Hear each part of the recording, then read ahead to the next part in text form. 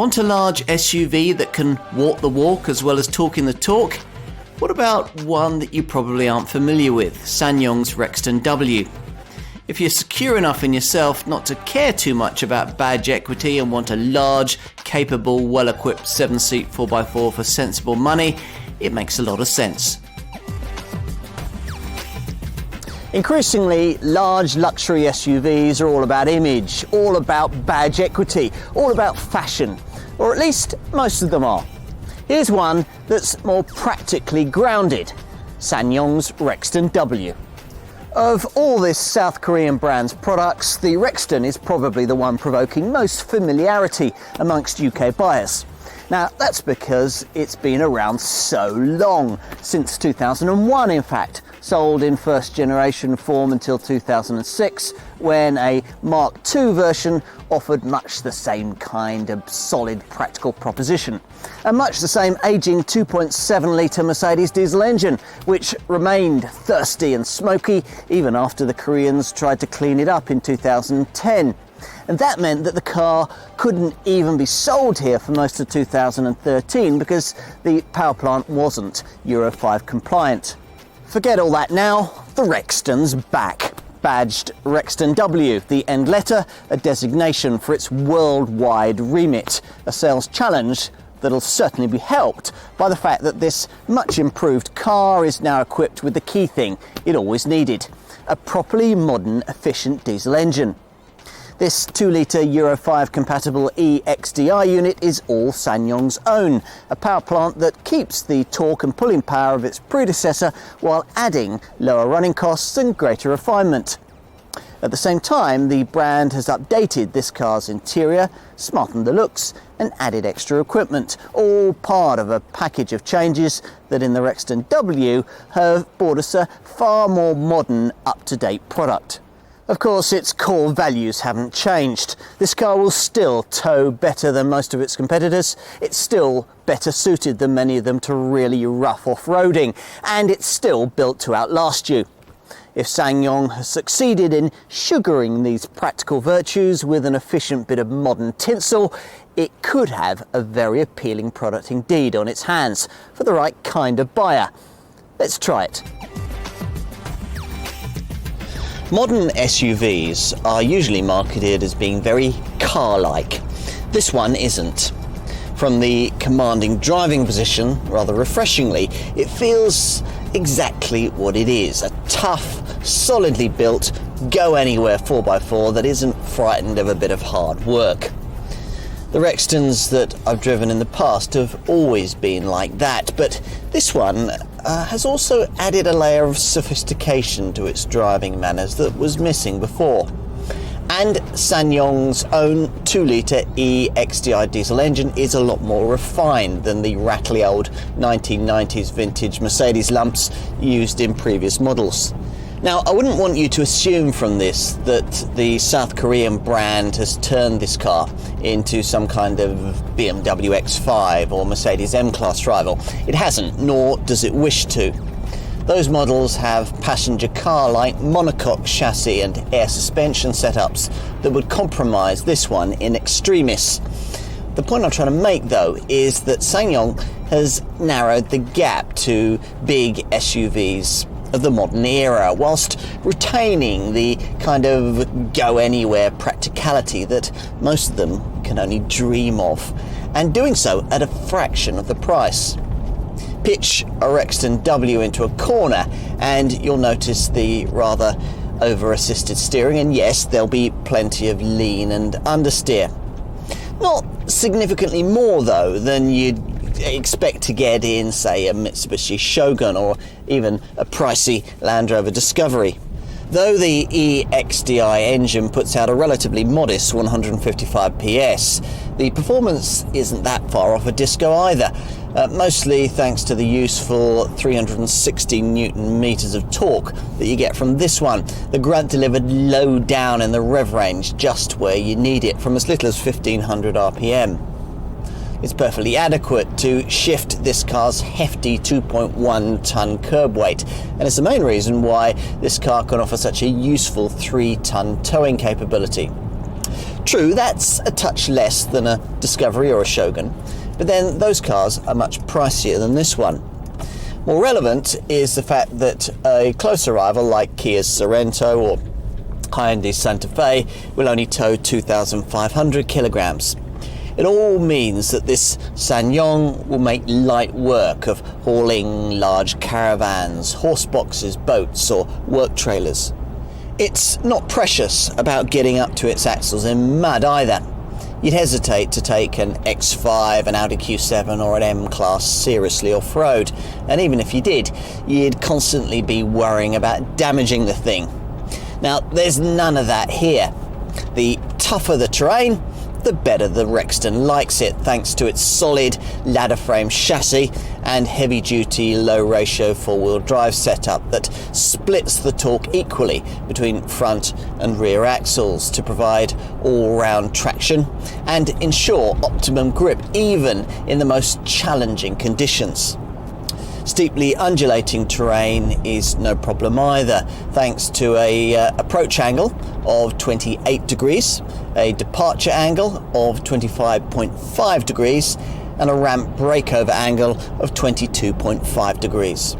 But of course, most of the time, you're going to be attacking the school run rather than the Rubicon Trail, and the paved road, as I've already suggested, is an environment that did prove to be a little alien to earlier Rexton models. Providing you don't try and throw it about too much, this one's much more comfortable travelling on tarmac. Certainly more so than you'd expect a hefty 4.7 metre long, 1.9 metre wide SUV to be. The decently sized 11.7 metre turning circle helps here. For this kind of motoring, I'd really recommend that you try and replace the 6-speed manual gearbox of the standard version with the Mercedes-sourced T-Tronic automatic transmission that I'm trying here. This unit slurs its way comfortably through the rev range, though it does show its age in delivering only 5 speeds at a time when some auto SUVs boast 8 or even 9. Still, you don't notice that in the way that you would with a more dynamically inclined car-like 4x4. What was more immediately obvious to me on first acquaintance with this car was the EXDI's engine refinement, a huge improvement on the previous tractor-like 2.7 litre Mercedes unit, and every bit as good as far more expensive rivals. Though what really matters here is what lies beneath the refreshed panel work, that's where we'll start. For this car has certainly smartened up its act in Rexton W form. A neater chromed grille framed by projector headlamps gives this SsangYong a much more contemporary look. It certainly isn't one immediately suggestive of a budget brand. Moving down the chunky flanks, there are smart alloy wheels, 18 inches here on this plush version, and a prominent Rexton W badge before you get to a tail section where the changes over the old model are less obvious. As before, the chunky rear lights, wraparound glasswork and neat roof spoiler remain. Underneath it all, though, is the thing that counts, the kind of tough ladder frame chassis that all big SUVs used to have before they all became slick, bling and ineffectual off-road. Yes, it sets this car back behind car-like monocoque-based rivals on tarmac, but for heavy-duty use, there's not much to beat it. And at the wheel? Well, a proper off-roader should have a properly commanding driving position, as this one does. There's a big, imposing leather-trimmed steering wheel too. This is certainly old-school SUV motoring. But then in some ways that's rather refreshing. SsangYong isn't trying for the last word in design elegance here, though having said that, efforts have been made to smarten up the cabin, notably with this smoked trim and these aluminium highlights that have been liberally applied across the centre console that features LCD readouts that can be hard to decipher in direct sunlight. There are a few more soft touch materials though, certainly not enough to detract from the built to last feel. And storage for the paraphernalia of everyday life? Well, it's true that the door pockets and the glove box could be a little bigger, but overall there's plenty of room for your odds and ends and even a special compartment for your sunglasses. And in the second row, Well, for the kind of money SsangYong is asking, you'd expect something pretty cramped. Instead, what you get is a car that, thanks to a wheelbase some 30mm longer than a Toyota Land Cruiser costing nearly twice as much, offers decent space for 2 or 3 folk, even though the seats themselves don't slide, though they do recline.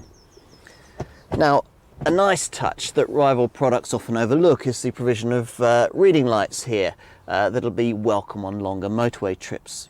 That long wheelbase means there's room for third row seating too, though you can delete the extra chairs from the specification of your car if you want to, if you need the extra boot space that'll create. As with most large SUVs, these rearmost chairs are really only meant for children, thanks to the tiny footwell that you get. That's due to the high floor necessitated by the four-wheel drive underpinnings. And boot space? Well, with all 7 seats upright, you'll not be surprised to hear that there isn't that much of it, just 104 litres, though you do get this useful storage compartment. Still, that dramatically increases, of course, when you push these rear chairs neatly into the floor, though unfortunately you do have to remove the headrests first. Now, once you have, there's 1,338 litres of space opened up. That's about 35% more room than you'll get with a rival Toyota Land Cruiser. The Rexton W lineup sees an entry-level SX variant at around £22,000, but most will want to find another £2,500 for the leather-lined EX version that I have here. Now, this particular car also has the Mercedes-sourced T-Tronic 5-speed automatic gearbox that would cost an EX buyer another £1,500. All models come with 7 seats and the same 155 PS 2-litre EXDI diesel engine.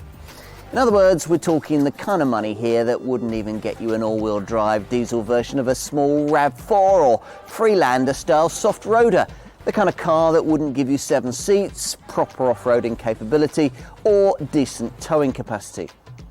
Yes, of course, earlier Rexton models were cheaper than this one, but you need to put SsangYong's pricing into current day perspective. What else can you currently buy that can seat more than 5 people and capably tackle almost anything off the beaten track? You might mention cars like Kia Sorento, Mitsubishi's Outlander or Hyundai Santa Fe, but you don't get a proper low-range gearbox on any of those 3, and they can't tow as much. Anyway, they cost around £27,000 or more. A long-wheelbase Mitsubishi Shogun is a closer match, but that'll cost you around £29,000 and much more if you want a car fitted to the kind of spec that's on offer here. Otherwise, for a product properly capable of taking on this Rexton, you'll need the kind of £40,000 budget that would be required for a new Toyota Land Cruiser 3-litre D4D or Land Rover Discovery. Now, I say new because SsangYong actually thinks this car's closest competition will come from used examples of both of these models, which will have led tough lives and won't come with the kind of all-inclusive lengthy warranty that you get here. So yes, you can see this Rexton's appeal. If you're tempted by this SsangYong's proposition, you'll be pleased to find that it's well equipped too. All models get alloy wheels of at least 16 inches in size, a heated lower front windscreen, power heated mirrors, roof rails, a headlamp leveling system, front fog lights, an alarm immobilizer, automatic air conditioning, cruise control, remote keyless entry, Bluetooth phone connectivity, and a leather covered steering wheel from which you can control a decent quality 6-speaker CD stereo. Pay a little more and you can update the audio offering to the clever but rather complicated Kenwood system with iPod connectivity. Or you could go even further and for around £1,000 more get the rather fiddly Kenwood touchscreen sat-nav setup that I have here. Go for this plusher EX variant and you get leather facings on all 7 seats with power adjustment for the driver, larger 18-inch wheels, side steps, rear parking sensors, solar controlled privacy glass, And of course there are options, as well as metallic paint, and apart from the in-car entertainment upgrades I've mentioned, plus of course the option of a tow bar, there isn't too much else to spend your money on. Safety-wise, though this car hasn't been tested by Euro NCAP and doesn't feature curtain airbags, most of the other safety features you'd expect to find are in evidence. So there are dual front and side bags, while Isofix child seat mounts are fitted on outer seats in the second row. To hopefully ensure that you'll never have to use them, there are ABS brakes, ESP stability control with ARP active rollover protection, and for easing down steep slopes, HDC hill descent control. SsangYong has done a reasonable job in bringing the running cost returns of this Rexton up to date, courtesy of its own 2-litre Euro 5 EXDI diesel engine. Compared to the old 2.7-litre Mercedes unit used before, combined cycle fuel economy has improved from 33 to 38.2 miles to the gallon, which will mean an operating range of between 550 and 600 miles from the decently sized 78-litre fuel tank. CO2 emissions have improved too, from a smoky 237 grams per kilometre to a far more acceptable 196 grams per kilometre. Go for the automatic variant that I'm trying here and those figures fall, but only slightly, to 36.2 miles to the gallon and 206 grams per kilometre. Now, the magazines will tell you that these returns aren't up to the levels of cars like Kia's Sorento or Hyundai's Santa Fe. Well, of course they're not. Those two models aren't as tough and capable, nor do they have a proper but inevitably heavy low-range 4x4 transmission. So we need to be comparing apples with apples and pitching this car against proper tough SUVs that, as well as seating 7, can easily tow heavy loads and, if necessary, take you through the Serengeti rather than simply through the old muddy car park. Now, once you do that, this Rexton W actually stacks up pretty well. An automatic version like the one that I'm trying here will actually take you a couple of miles further on every gallon than a directly comparable Toyota Land Cruiser 3-litre D4D or Land Rover Discovery. And in comparison with these two, this car actually puts out 7 grams per kilometre less CO2, which could help your tax liability. Residual values should be good too. Used Rextons are in high demand across SsangYong's dealer network. Perhaps the best bit though is the peace of mind that comes as standard with this car, thanks to SsangYong's impressively complete, class-leading 5-year limitless mileage warranty. Limitless meaning the lack of the kind of irritating maximum mileage condition that many other brands impose in their small print. Now, as you'd expect, the SsangYong cover deals with all the major mechanical components, including wheel bearings, suspension joints and bushes, steering joints, shock absorbers, and even the audio system.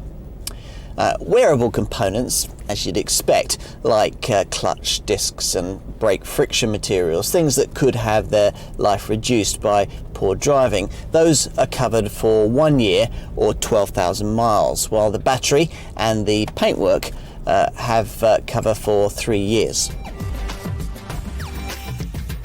Let's get down to the facts here. There is no other properly capable large SUV in the same price bracket as this one. If you want something really comparable with 7 seats that can tow as much or go as far off the beaten track, then you'll need to pay around 30% more for a Mitsubishi Shogun or nearly twice as much for a Land Rover Discovery or Toyota Land Cruiser. Now, this basic point appears to have been ignored by most reviewers who seem to insist on comparing this SsangYong to rivals not capable of even thinking about tackling the tough tasks this Rexton will take in its stride. Yes, of course, the proper tough ladder-framed underpinnings necessary to achieve this mean that this car won't tackle the tarmac twisties like a BMW X5, but then no SUV that's this big and practical can do that. Approach a drive in a Rexton remembering this, with expectations based around the things this car has been designed to do, and you're likely to be very satisfied with what it delivers. And what it delivers is sheer family-sized mud-plugging capability for the kind of money that otherwise would buy you nothing more than, something like a diesel automatic Volkswagen Golf. But of course, that's not the kind of comparison that most potential buyers will have in mind. Having been sensible enough to seek out and consider this car in the first place, they'll be looking at it as an alternative to a used Discovery or Land Cruiser. Now, SsangYong says that it actively encourages potential Rexton W customers to do that, confidently expecting this car's more refined and efficient EXDI engine and the impressive limitless warranty that supports it to swing things in their favour. It's a no-nonsense approach, but in the pretentious age we live in, also in many ways rather a refreshing one. Old school virtues then, from Korea's oldest and most experienced brand. Just the way loyal SsangYong buyers want it.